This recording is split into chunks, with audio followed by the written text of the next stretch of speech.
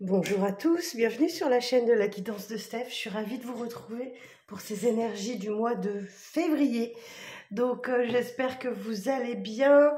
Moi ça peut aller, vous avez vu sans doute que j'ai dû faire une petite pause dans mes tirages parce que j'ai eu un problème de santé qui m'a obligée à être hospitalisée. Donc voilà, donc je suis en repos forcé. Donc à défaut de consultation, je vais vous faire des vidéos. Hein, c'est pas trop mal. Alors, on va regarder tout de suite quel signe va être concerné par ce premier tirage du mois de février. Et on va démarrer avec nos amis vierges. Alors, vu que j'ai le soleil, je vois pas du tout ce que je fais. Voilà. Alors, on va commencer par vous, nos amis vierges. Alors, en signe solaire, ascendant, lunaire également.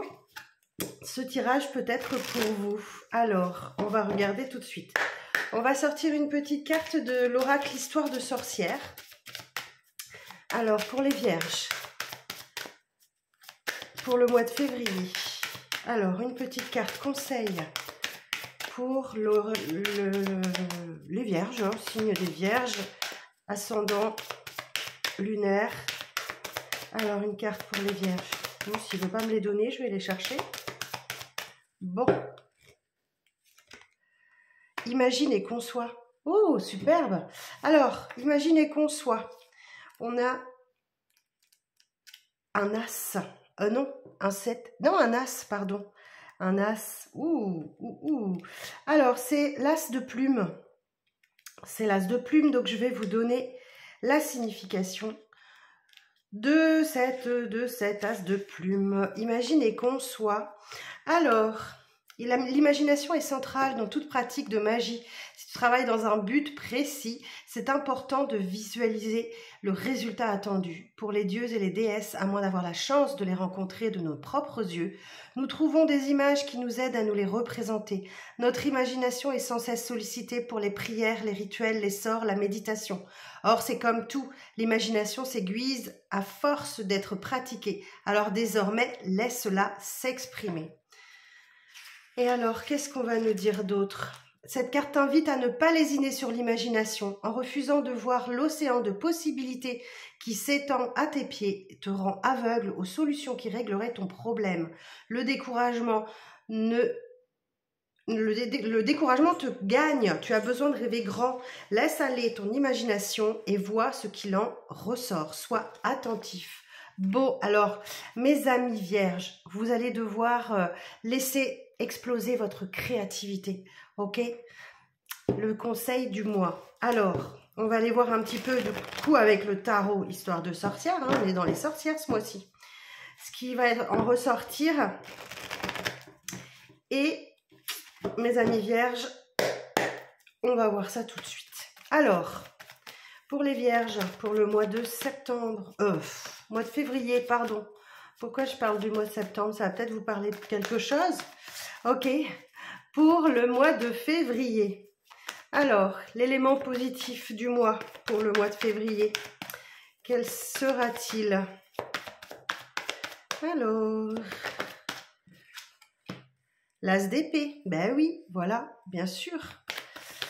Alors, votre énergie principale sur le mois de février, les vierges. Alors, l'énergie principale. Alors, non, pas deux. Voilà. Oh non, j'en ai deux. L'énergie principale des vierges. Toujours deux.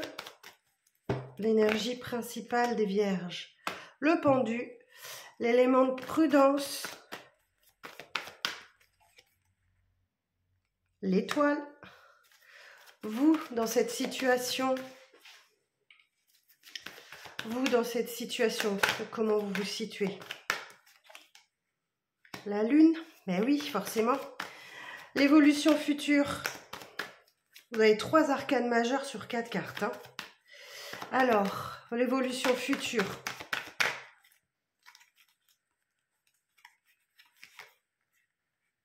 J'ai un 3 d'épée. Et le conseil,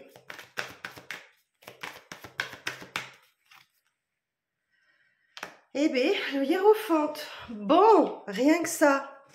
Bon, bah écoutez, ce que vous voulez, votre élément positif, c'est un nouveau départ, plein de positivité, plein de luminosité, plein de clarté, en toute transparence. Voilà.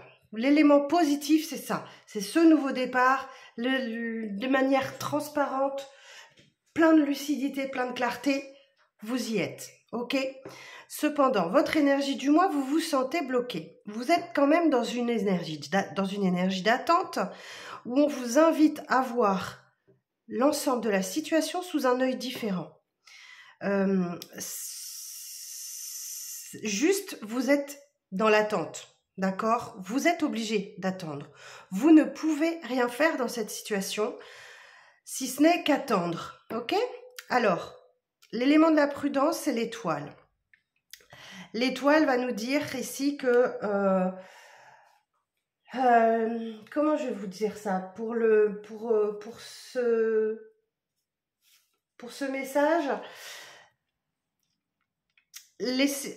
lâchez du lest, d'accord? Vous êtes guidés. N'essayez pas de contrôler nos amis vierges. N'essayez pas de contrôler les choses. Vous êtes dans une énergie d'attente. Vous ne pouvez rien faire. Vous avez l'élément de prudence, l'étoile. On vous dit, laissez-vous guider. Laissez-vous faire. N'essayez pas de contrôler les choses. Vous ne pouvez pas. L'étoile, elle vous guide, elle vous insuffle l'espoir et l'optimisme après un cataclysme, hein. Elle vous donne la force de vous reconstruire. Donc forcément, lâchez le contrôle, lâchez, ok? Laissez-vous faire, vous allez contre ces énergies. Alors vous, dans cette situation, justement, parce que vous êtes toujours dans le contrôle et le fait de vouloir maîtriser et contrôler les choses, vous vous trouvez dans une situation où effectivement vous avez la lune. La lune vous dit qu'il y a des choses que vous ne pouvez pas contrôler, que vous ne maîtrisez pas. Voyez, ici vous voyez que le petit chat là, il se regarde dans l'eau, il se voit comme une panthère. Donc il y a l'idée de choses que vous ne pouvez pas contrôler et que vous devez laisser au divin. D'accord? L'évolution future, on a un 3 d'épée. Alors, oui, c'est certain que vous avez souffert. Vous avez vraiment souffert. Mais je pense qu'il y a une vérité qui doit éclater. Ok? Il y a une vérité qui doit se dire. Il y a quelque chose qui doit être révélé. Et pour ça, en conseil, on vous demande de prendre conseil auprès de personnes que vous estimez aptes à avoir le bon conseil. Alors ça peut être un ami proche, ça peut être un coach, un thérapeute, un médecin, peu importe, mais prenez conseil là-dessus, ok? Parce que ce qui bloque ici, c'est une de vos blessures, ok? C'est une de vos blessures qui doit émerger, qui doit sortir, que vous devez guérir.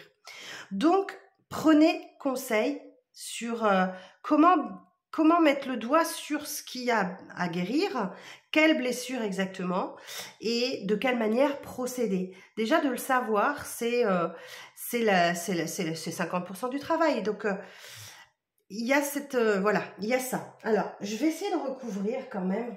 Je vais prendre un deuxième tarot. Alors, sur l'as d'épée, qu'est-ce qu'on peut nous dire de plus sur l'as d'épée, s'il vous plaît? Bon, l'as de denier. Fabuleux. Bon, vous avez les capacités pour... Il y a une opportunité à saisir, hein. Donc, pour prendre un nouveau départ, acter quelque chose de nouveau, accepter une offre, mais par contre, vous allez devoir guérir une blessure qui vous empêche d'avancer et de saisir cette offre-là. Alors, sur le pendu, on va aller voir. L'impératrice. Que d'arcane majeur. L'impératrice, eh bien écoutez, on va retrouver ici, imaginez qu'on soit, l'impératrice, c'est la carte de la fécondité. Vous avez en vous tout ce qu'il vous faut pour concevoir, pour procréer, pour avancer. pour créer ce que vous avez envie de créer. Donc, n'hésitez pas à laisser parler votre imagination parce que vous avez ce qu'il vous faut pour créer. Vous l'avez. Alors, sur l'étoile, précision sur l'étoile, s'il vous plaît.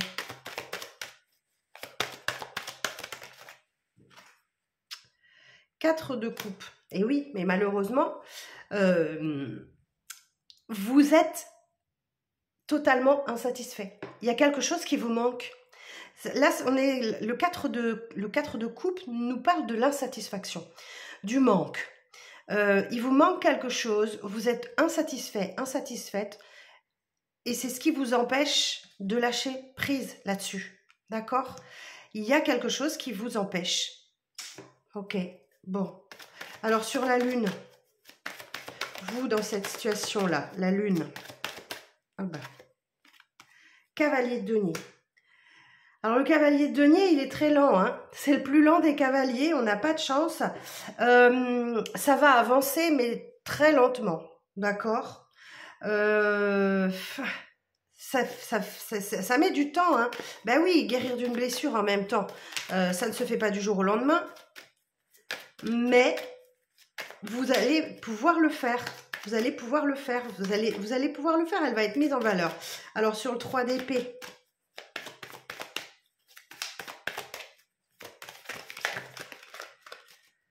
Alors, j'en ai trop. Sur le 3 d'épée. Le roi d'épée. L'évolution future, effectivement, c'est que, eh ben, moi, j'ai bien l'impression que cette blessure, elle reste enfermée pour ne pas la laisser, sortir d'une part, et vous avez vraiment besoin d'aide pour la faire sortir. Parce que je pense que vous avez vraiment mis le cadenas dessus et que ben, vous avez tellement cadenassé la chose qu'elle a du mal à sortir. Eh oui. Et alors, sur le hiérophante. Sur le hiérophante.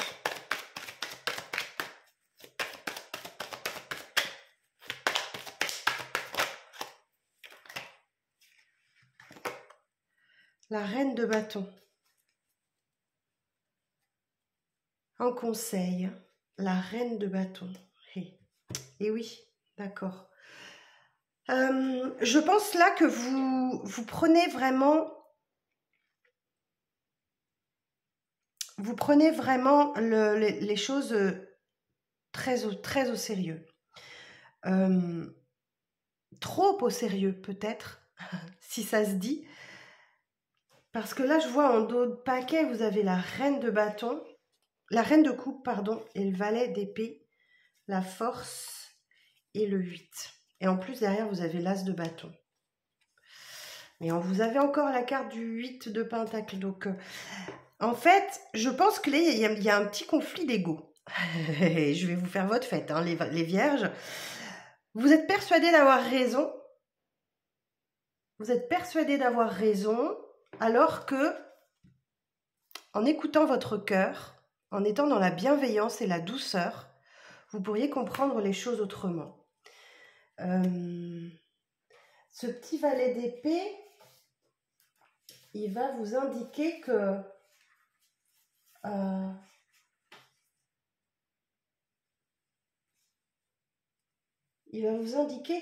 vous pouvez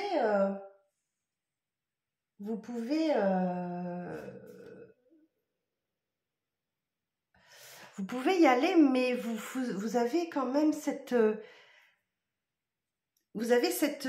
manque de motivation, d'énergie pour y aller. Voilà ce que j'entends.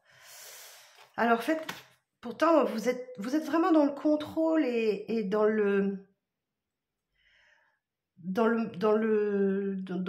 contrôle de vos pulsions et de vos instincts. Et c'est là-dessus que vous allez devoir travailler. C'est là-dessus que vous allez devoir travailler. Et là, vous allez pouvoir débloquer. Vous avez 4 as, hein. Ok.